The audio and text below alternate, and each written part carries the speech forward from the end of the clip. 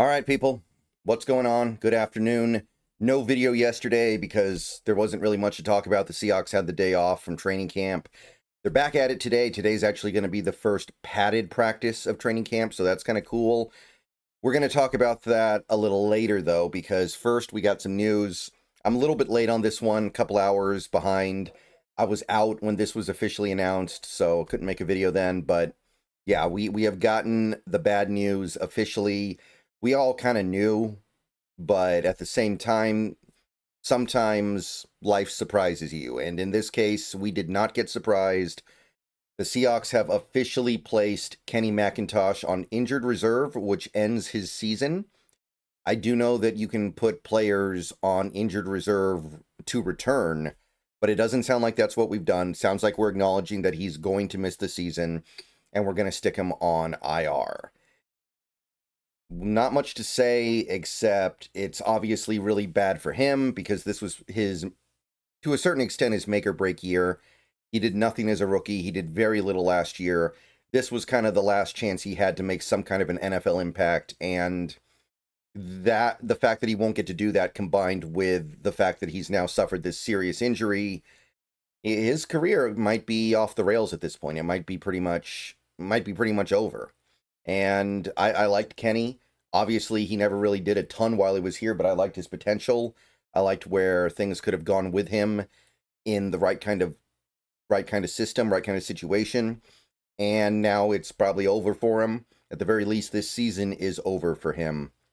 It's too bad. But again, I'm going to say this. This is not something that the Seahawks should particularly suffer for. This is not something that should hurt the Seahawks in any particularly appreciable way. At best, McIntosh was going to be your third back, and I suspect he was going to be the fourth back because of Martinez. And we might not even carry four backs this year. So, worst case scenario, this means that Kenny McIntosh has been replaced with George Holani, and I don't mind Holani. I don't dread the idea of Holani getting the ball a few times this year at all. But in any case, we do have some news to go along with the announcement. We did sign a player, an undrafted rookie, to take Kenny McIntosh's roster spot, DK Kaufman. DK Kaufman, he's a running back, except he's not really a running back because he didn't play running back in college, but I guess he's going to be a running back now.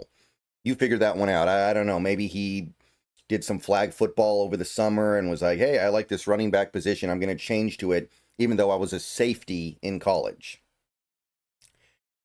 Your guess is as good as mine, but the guy went to 3 different colleges in his collegiate career: Vanderbilt, Auburn, most recently North Carolina State, and you can see that he was indeed a safety. And he was a relatively prolific safety, actually. He was a full-on I think he started every game for North Carolina State last year, had a full season's worth of numbers, had a full season's worth of stats. And the more interesting thing about Kaufman, as far as the Seahawks are concerned, is probably that he was a prolific kick returner last year. He was actually among the league leaders, or I guess league wouldn't be right, the leaders in the country in kick return yards. He led his conference at North Carolina State in kick return yards and kick return average. That is probably what we're looking at him for more than running back, but the running back stuff, I guess, could be a nice extra. Kenny McIntosh was certainly in play to be returning kicks this year. I think he had a decent chance at it. Now somebody like a Donovan Kaufman becomes interesting, mostly because he might be able to fill that gap a little bit. That would be my best guess here. I'm not expecting him to ever be much of anything as a running back. Now, the problem becomes, are you really going to carry a player on the roster just to be a kick returner?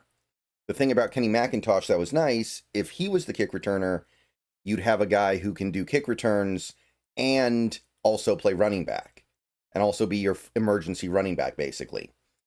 With Kaufman, I don't know about that. That's a little bit dicier to figure out. Now, granted, it's a fourth running back. It's probably not even worth thinking about that much. If Kaufman's your fourth running back and he also does kick return stuff, it's not like you would ever expect him to get on the field on offense pretty much ever. It would take a tremendously unfortunate confluence of events for him to ever actually get the ball offensively.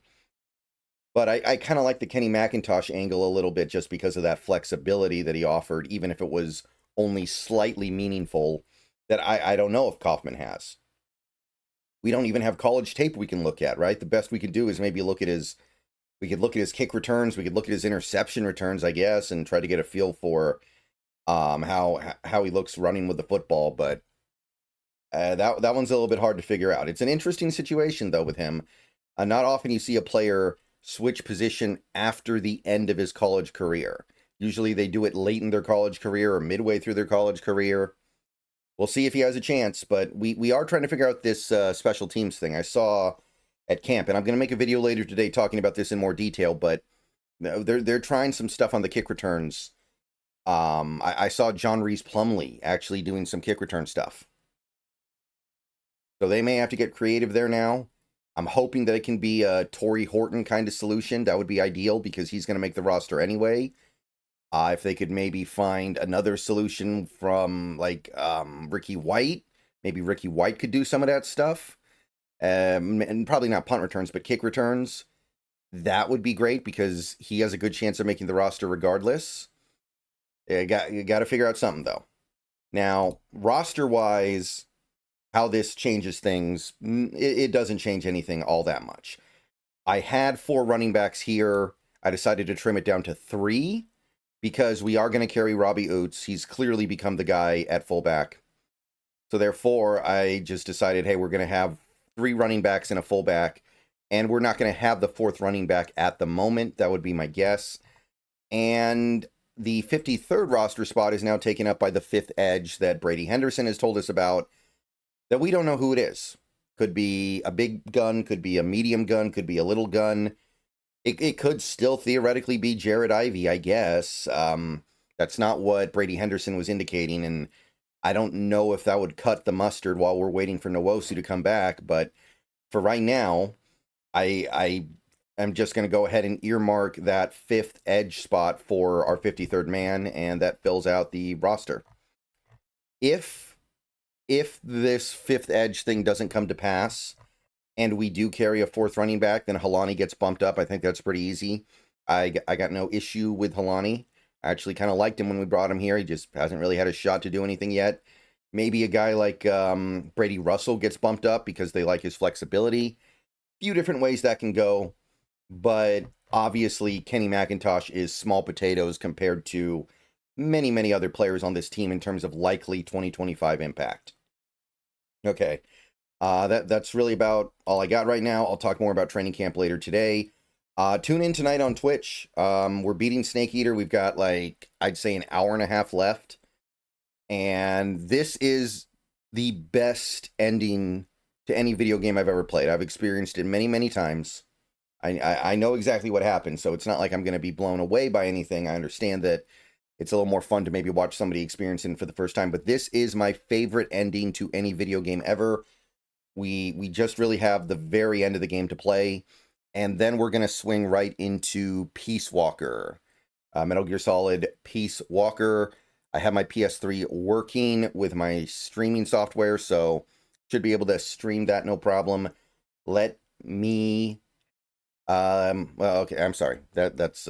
don't let me know if you're going to be there or not. Just be there. All right. See you guys later. Go Hawks. Everyone have a good day.